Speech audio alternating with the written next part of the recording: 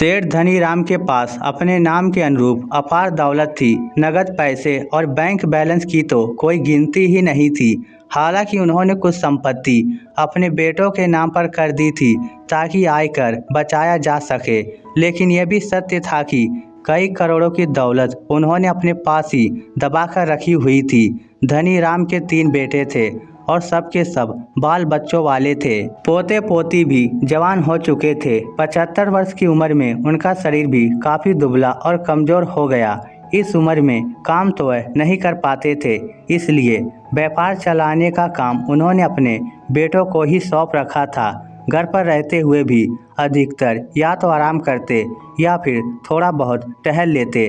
हालांकि शरीर बिल्कुल दुबला हो गया था, परंतु इस उम्र में भी उनकी आवाज़ एकदम बुलंद थी। बीमारियों से ग्रस्त हो चुके थे, परंतु आज तक उन्होंने अपनी जायदाद का बंटवारा नहीं किया था। बेटों के कहने पर उनकी पत्नी प्रभा देवी ने कई बार जायदाद का बंटवारा करने के लिए उनसे कहा था, लेकिन वह नहीं माने।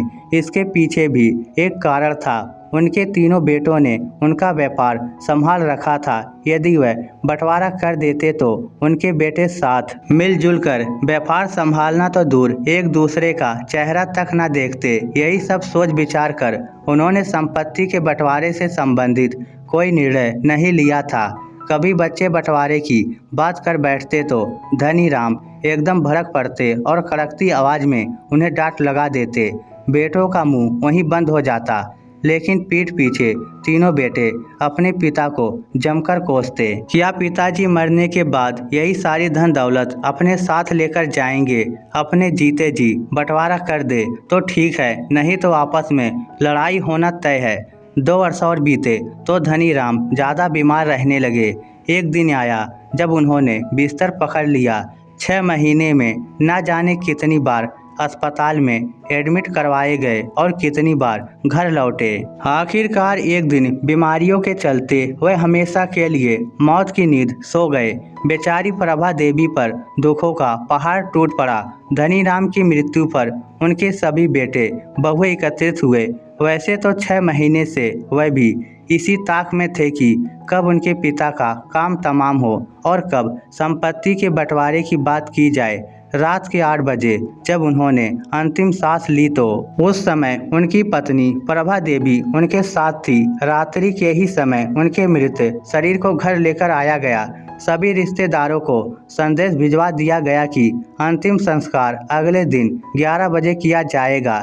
धनीराम के 2 बेटे दिनेश और रमेश उस समय घर पर थे, जबकि तीसरा बेटा राजेश व्यापार के सिलसिले में दूसरे शहर गया हुआ था। जैसे ही उसे अपने पिता की मृत्यु का समाचार मिला तो उसने कहा कि अंतिम संस्कार उसके आने के बाद ही किया जाए। उसने अगले दिन सुबह सुबह ही फ्लाइट पकड़ी और 10 बजे वह घर पहुंच गया।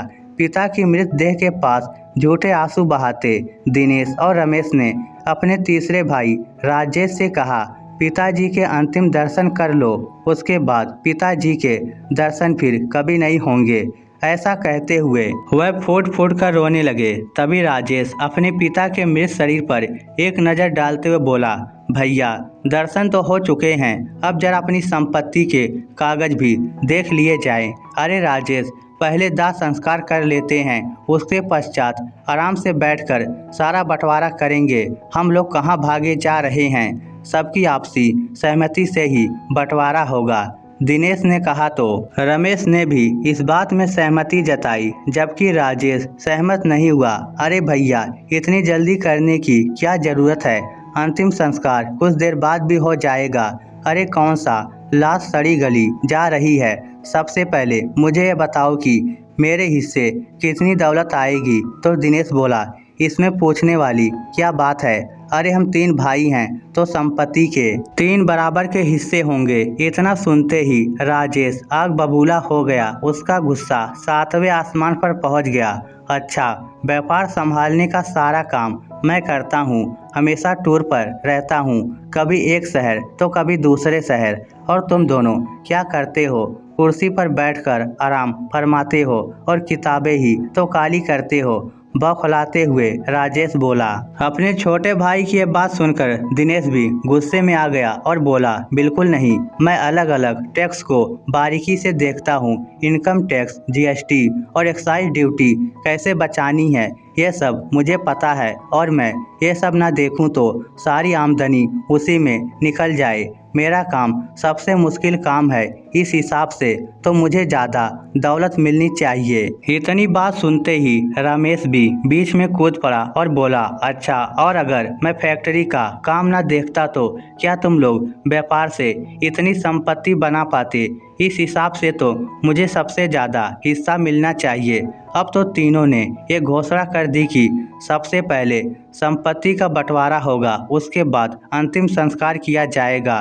प्रभा देवी गमगीन हुई, अपने पति के लाश के पास बैठी हुई थी। उनकी यह हालत देखकर प्रभा देवी के बड़े भाई किशन लाल जी बोले, अरे नालायकों, अपने पिता का दाह संस्कार तो कर लो। सबको जायदाद में अपने हिस्से की पड़ी है। अपने पिता के मृत शरीर के अंतिम संस्कार के बारे में कोई भी नहीं सोच रहा। ये झगड़ा तो समाप्त होता ही नहीं दिखता। लेकिन तुम्हारे इस झगड़े से तुम्हारी माँ पर क्या बीत रही होगी, ये किसी ने सोचा है? किसी ने उसकी मर्जी जानने की कोशिश नहीं की, वह क्या चाहती है? तभी रमेश बोला, अरे मामा जी, इस बारे में माँ से क्या पूछना, माँ को क्या कहना है? उन्हें तो हम जैसा कहेंगे वह ऐसा मान जाएगी और अंतिम संस्कार आज नहीं तो कल ही हो जाएगा। पहले हमें एक फैसले पर पहुंचने दीजिए। लेकिन बेटा, सबसे पहले जो काम जरूरी है उसे किया जाना चाहिए। पिता का विधि विधान से अंतिम संस्कार करना पुत्र का कर्तव्य है। पहले अपना फर्ज पूरा करो, उसके बाद हक के लिए लड़ना। अपने मामा की इतनी बात सुनते ही राजेश जोरदार आवाज में बोला, सब लोग कान खोलकर सुन लो। संपत्ति का बंटवारा तो आज ही बल्कि अभी होकर रहेगा। एक बार अंतिम संस्कार कर दिया तो फिर किसी के दिमाग का क्या मालूम कहाँ फिर जाए। मुझे तो अपने हिसाब से संपत्ति का बंटवारा चाहिए और वह बंटवारा मैं ही करूँगा। राजेश की बातें सुनकर घर में जैसे हंगामा सा खड़ा हो गया। इस दौरान प्रभा देवी उठकर अपने कमरे में चली गई और अपने भाई को अंदर बुलाकर उनसे कुछ बात करने लगी। इधर बात इतनी बढ़ गई कि अब तो तीनों बेटे आपस में लड़कर मरने तक को तैयार हो गए। तीनों भाइयों ने अपने अपने वकीलों को बुलाया और स्वर्गीय धनीराम जी का घर साक्षात दंगल का मैदान बन गया। इस दौरान किसी को नहीं पता था कि उनकी मां कहां है, किस हालत में है और वह क्या चाहती हैं। इधर अर्थी को शमशान ले जाने में देर होते देख वहीं एकत्रित हुए उनके कुछ रिश्तेदार चिंता में पड़ गए। लेकिन बेटे और बहुएं अभी तक आपस में उलझे हुए थे। बंटवारे की समस्या का कोई समाधान नहीं निकल रहा था। देखते ही देखते शाम हो गई। तभी एक गाड़ी उनके घर के बाहर आकर रुकी और कुछ लोग धनीराम जी की डेड बॉडी को उठाकर ले जाने लगे। ये देखकर सब लोग हैरान रह गए। अरे अरे, कौन है आप लोग और ये कहाँ लेकर जा रहे हैं पिताजी के मृत शरीर को? राजेश बोला तो उसी समय किशन लाल जी अपनी बहन के कमरे से बाहर आए और बोले, खबरदार, कोई इन्हें नहीं रोकेगा। ये सरकारी अस्पताल के कर्मचारी हैं, इन्हें तुम्हारी माँ ने बुलाया है। ये सुनकर तीनों भाई अपने मामा की ओर हैरानी से देखने लगे तो किशन लाल जी बोले, इसमें इतनी हैरानी वाली क्या बात है? तुम लोगों ने अपना फर्ज नहीं समझा तो तुम्हारी माँ ने अपने पति के मृत शरीर को अस्पताल को दान में देने का फैसला कर दिया है, क्योंकि वह नहीं चाहती कि तुम जैसी नालायक औलाद के हाथों ये अंतिम संस्कार हो। और तो और, जिस धन दौलत के लिए तुम लोगों ने अपनी सारी लाज शर्म बेच खाई, उस दौलत का फैसला भी तुम्हारी माँ कर चुकी है। इतना सुनते ही तीनों बेटों के पैरों तले जमीन खिसक गई। तीनों अपनी पत्नियों के साथ तुरंत दौड़े दौड़े अपनी माँ के कमरे में आए। माँ, हमसे पूछे बिना आपने पिताजी के मृत शरीर को अस्पताल में दान देने का फैसला कैसे कर लिया? दिनेश ने गुस्से से कहा तो राजेश भी आग बबूला होते हुए बोला, और सारी धन दौलत के बारे में भी आपने ही फैसला ले लिया। हमें भी तो बताइए, आखिर करना क्या चाहती हैं आप? बेटे बोलते जा रहे थे जबकि उनकी माँ बिना पलक झपकाए छत की ओर निहारती जा रही थी। तभी बड़े बेटे दिनेश को कुछ शक हुआ। माँ को हैरानी से देखता हुआ जैसे ही वह अपनी माँ के नज़दीक गया और उन्हें हिलाया तो उसी समय उनकी गर्दन एक तरफ लुढ़क गई। प्रभा देवी भी इस क्रूर दुनिया से सदा के लिए रुखसत हो गई। यह देख तीनों बेटे और बहुएं आश्चर्यचकित रह गए। उसी समय दिनेश की नज़र माँ के पास रखे एक कागज़ पर गई, जिस पर प्रभा देवी ने अपने हाथों से कुछ लिखा हुआ था। दिनेश ने पत्र पढ़ना आरंभ किया। अपने जिन बेटों के लिए एक पिता ने अपनी पूरी जिंदगी न्यौछावर कर दी, दिन रात एक करते हुए जी तोड़ मेहनत करके धन दौलत इकट्ठी की, आज उसी पिता की लाश घर के आंगन में पड़ी हुई है, अंतिम संस्कार का इंतजार कर रही है। इससे ज़्यादा लानत की बात तुम लोगों के लिए और क्या हो सकती है। तुम लोगों को इतने लाड़ प्यार से पाल पोस कर बड़ा करते हुए मैंने और तुम्हारे पिताजी ने कभी भी नहीं सोचा था कि आगे चलकर तुम हम लोगों का ये हस्न करोगे।